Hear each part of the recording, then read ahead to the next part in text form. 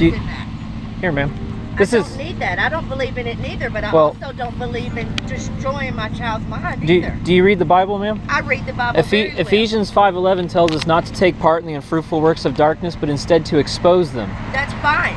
But what about it confusing my child? You need to think about what you're doing. Ma'am, I have 5 children myself. They see these on a regular. I have 5 myself. 6.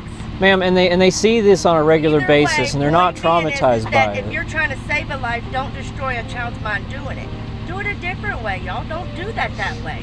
Do you realize? Well, how do you do it? How do you fight abortion? All you can do is get out here and talk to these kids and parents that ain't raising their kids right. Okay. That's all I can tell you to do. Okay. But that's wrong. Well, I know this is wrong, but it's not. So many questions. Yeah. I wouldn't have dared stop to talk to y'all because I don't have an argument for you. I got you, man. But I wanted you to know what you just done to my 9-year-old. Ma'am, do you realize this method is exactly how William Wilberforce ended slavery? Yes, ma'am. When he got to the point of exposing what slavery is, you can expose it without putting a dead baby but it wouldn't have happened without the way William Force did it. I choose to make sure violence and sex isn't on my TV. I know but I it's can't horrific. control what's on the side of the road. But I would expect some grown men to try to choose differently for a 9-year-old boy that's going to be a man one day. I tell you this, I am so glad. Y'all just gave him reasons to start questioning things, and that's not cool. Amen to these questions. Because it's wrong. At 9, he wants to know why you're holding up a sign of a dead baby? It's wrong. That's what's going on in there, At 9, I need to explain that? I don't even want to explain why Sammy gets hard in the mornings.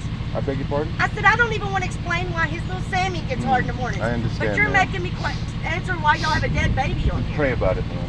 Pray. We wish you peace. I'm going to pray for y'all because Thank you're wrong. Thank you, You're wrong. You just disturbed a little boy. Ma'am, I hope nobody disturbs your little boy's lives like that. He knows the truth. Y'all all need Jesus while y'all think y'all are better than somebody. Well, we're not better than anybody else. Is that a regular basis? You don't get a whole lot of people who get really offended. I always try to point people to the fact that, I agree with you. I hate this. I hate showing you this just as much as you hate seeing it. And I hate that these even exist. They shouldn't even exist.